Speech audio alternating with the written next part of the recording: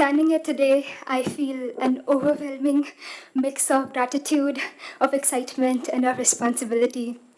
This moment, this gathering of brilliant minds and kindred souls, to me is more than a book launch. To me, I believe that this is a conversation that will go on to bridge the past and the future, tradition and progress. But before I go on to say anything further, I want to extend my heartfelt gratitude to our esteemed guests who have joined us here today. Each of you have dedicated your entire lives in shaping a better world, into shaping a better India. And so I humbly seek for your blessings, your ashirwad for its release. This book is my humble attempt, a very small offering at the great country which has given me everything that I have today. Now, let me take you to the journey where it all began. I never really set out to write a book. It was never my intention, and it was not my mindset either. But sometimes life places you into moments that force you to ask questions. My moment arrived at a college classroom in a course ironically titled Understanding India. But instead, I watched myself as India, its traditions, its wisdom, and also its past were reduced to relics.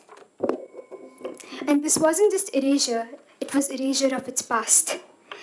And then another moment, a different conversation, a different professor altogether.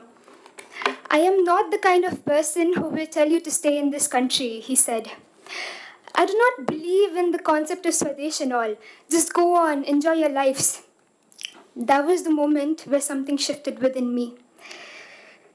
Because you don't abandon your mother when she is sick, nor your children when they are weak, then why do you abandon your nation when she is not in her full glory? India is yours. She's yours to love, yours to challenge, and yours to heal. But how can you heal a land whose roots you have forgotten? How can you build a future if you have forgotten the past? And that is where this book was born, not as an argument, but as a reminder that India is a living force, a guide for the future, and that sustainability, the modern buzzword which you hear nowadays, has always been ours. It has always been India's. But let me be clear, this is not a history book, it's not a manifesto, and it's also not a solution. It's a very small voice of mine in a much larger conversation. I do not claim that I have all the answers. All I have is this very humble attempt of mine. If past this forward can awaken even one person to the wisdom that runs through the veins of this country, and if it can even plant one seed of curiosity, then it has done its work. This book is not a blind glorification of tradition, but it is the exploration of what happens when we stop looking at sustainability as an external challenge, but instead as a way of life.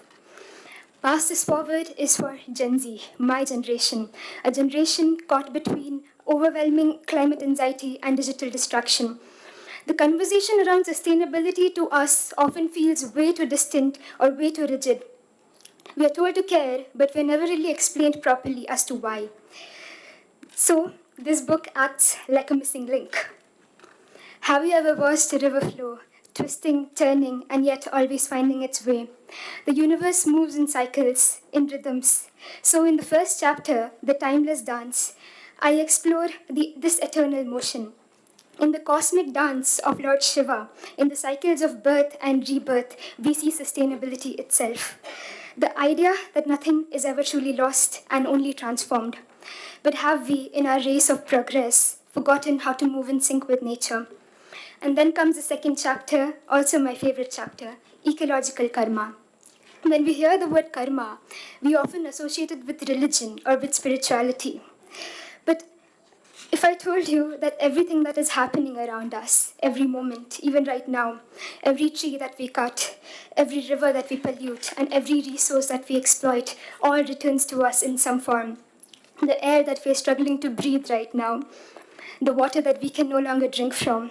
This is all our karma returning back to us as the consequences of our action. But don't get me wrong, it's not just about consequences, it's also about your choice. So the choice is, what will you choose? Sustainability or unsustainability? In the next chapter, The Forgotten Rights of Nature, I ask, what if a river could speak? What if forests had voices? Our ancestors saw divinity in every single element of nature. Rivers were mothers, mountains were guardians, but somewhere along the way, we just stopped listening. Today, legal battles are fought to give rivers the right to flow and forests the right to exist. Is this not proof enough that we have come way too far from where we began? And yet, nature never really stopped teaching us. In the next chapter, Nature as a Guru, I reflect on the oldest teacher of all, our Bhudevi, our Mother Earth. In this chapter, I turn to a concept where we see ourselves as a part of nature. And instead of seeing ourselves as something separate from it, we see ourselves as its student. So, through this chapter, I hope that we all allow ourselves to guide nature, to bring us back to balance. And balance, true balance, is what we have always sought. In Artha's flow, another chapter, wealth's flow, I turn to another concept that has existed for centuries. A world where wealth is not measured just by money, but by the richness of our air, purity of our water, and the fertility of our land. And as we move forward, one thing we can be sure about is that technology will become our companion. In Data Pradhan, another chapter, I ask, must tradition and technology always remain enemies? Why are they always considered to be mutually exclusive? Can't AI learn from the wisdom of our ancestors? Can't data help us discover the knowledge that we have lost? The future will be written in codes and algorithms for sure. But if we look closely, I hope to find the echoes of ancient wisdom within them. AI is often seen as something entirely new, as something that marks a sharp break from the past. But is it really that? I believe that at its core, it's just another way of seeking knowledge, of making sense of the world, something humanity has always been doing.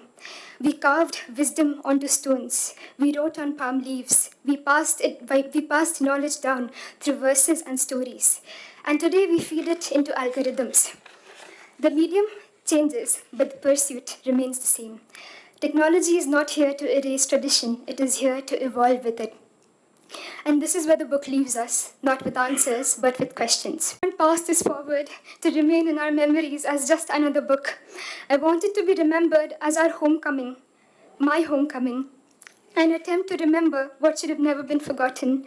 And so as we mark this occasion, I want to do something symbolic.